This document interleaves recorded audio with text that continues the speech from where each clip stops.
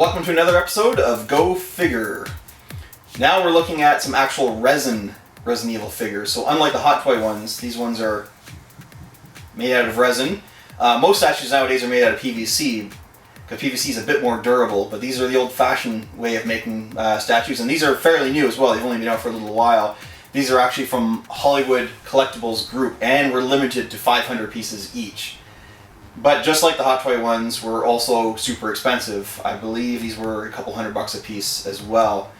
So I have both. I have the Jill Valentine and the Chris Redfield, which we'll be taking a look at both. So first we'll have Chris here. Actual really funny story about this one. I bought this actually when I was in New York, and I didn't want to put this in my luggage for obvious reasons. So I took it with me as a carry-on, and as it was going through the scanner, like I went through security first, and then I looked through the scanner and saw it was showing up on the screen, and sure enough, there was a silhouette of this showing up on the computer monitor, and the security woman looked over at me, and she's like, "What the hell you got in here?" And I said to her, "Listen, it's just a statue, I'm just a giant nerd." And she's like, "I gotta call somebody on this," and sure enough, about 6 other guards came over. One pulled me off to the side, and 5 others looked at it. I got chemical swapped in my hands, searched again, the whole deal. Did you get your asshole fisted? I did not. Though I think I was one step away, but in my head, I'm laughing my ass off in my head thinking, you don't understand how funny this is. Like, it's just a giant nerd buying a giant statue, that's all this is. So eventually, after 5 guards decided to take it out of the box and look at it and study it, they decided it was okay for me to carry onto the plane. But the one thing I really like about this, A, is the detailing as well, but also the weight. Like this thing is actually really, really heavy and feels very, very solid. But like any resin statue, you drop it, it shatters. So you gotta be super careful over these things. I do like watching it spin on the Lazy Susan, because as we were doing the Hot Toys and then that abomination, whatever factory it was called, I've already erased it from my head. I'm watching on a monitor right now, Big Mike is spinning this thing around, and there is weight to it. This thing is not shaking when he lets go of the Lazy Susan. So it's and I've held this in my hand briefly, and it yeah, man, you could knock someone out with it. Mind you, that would be the end of it. But it's good to know you have weapons in your home that are disguised as pieces of art. And another great thing about these resin models that's very difficult to do, but there's a ton of detail. Like even in his watch, right here, Star's logo, all the patchwork and all that is all detailed.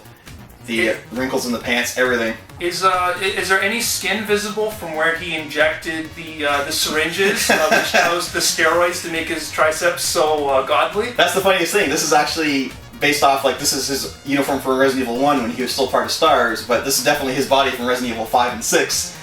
Well, correct me if I'm wrong, Big Mike, but in Resident Evil 5, there was an alternate costume where you could play in your Stars uniform. That is absolutely correct. So maybe that's what this is. Maybe a little inspiration, maybe a little column A, a little bit of column B. But I think as you move on to Jill, I think it's very specific where she's from. Yes, exactly. So now we've looked at Chris, let's take a look at Jill. Right, now we have Jill.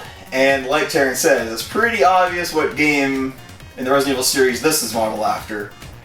This is her Resident Evil 3 Nemesis, street clothes uniform. As the story goes, the Stars team was being broken up and being basically hunted down, so Jill changes into street clothes to kind of blend in a bit better. Now, when you say street clothes, do you mean like streetwalker clothes, or was she going with some girlfriends to a club or something?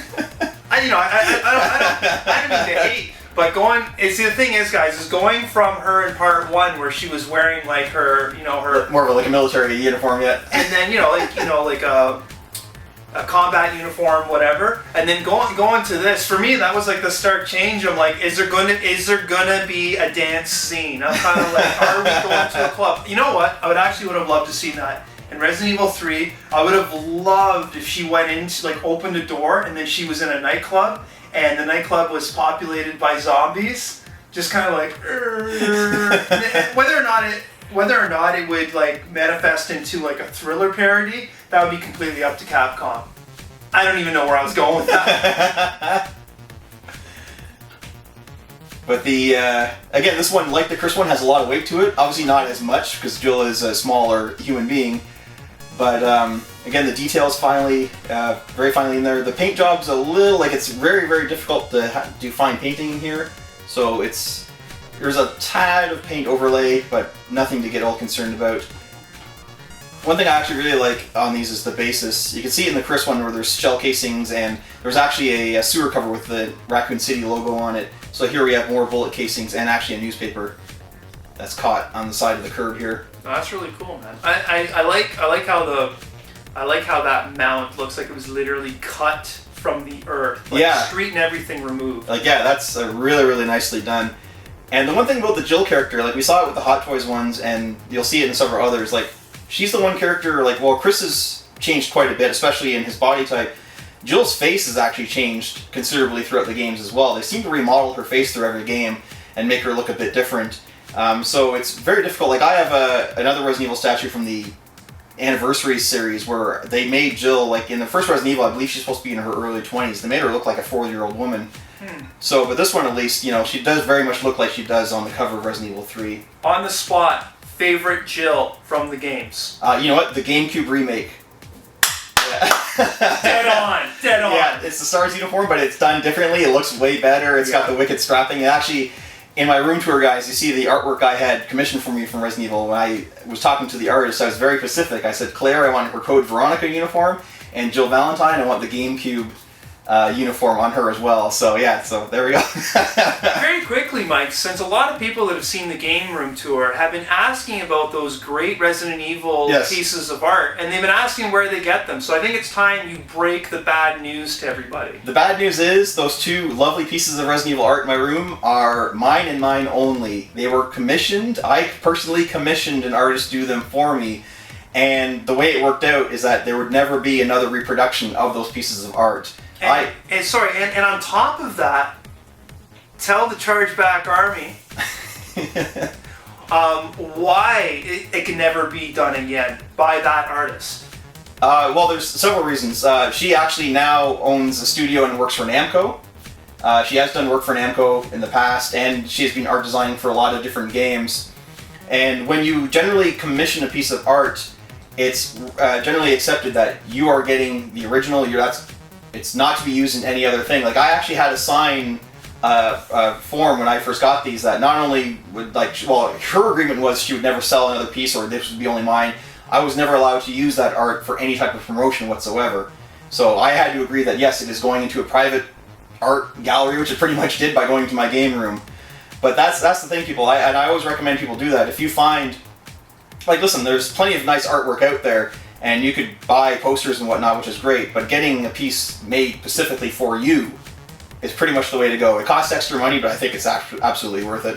I think the best place, and probably how you did it as well, is going to like an anime convention. Going to any convention that has a space where there's local artists selling their stuff. Yes. I find often now we'll call them the starving artists, are just as good, and sometimes if not better, than the hired artists that studios use. The tools are out there now that, you know, these people can draw, and now they have programs like, you know, Photoshop and various other art programs where they can do this, all their coloring, and it's just absolutely, you know, the way to go with it. Awesome. Well, guys, I think I'm going to break in this time. Thanks for watching yet another episode of Go Figure! Thanks for watching, guys. We'll see you soon. You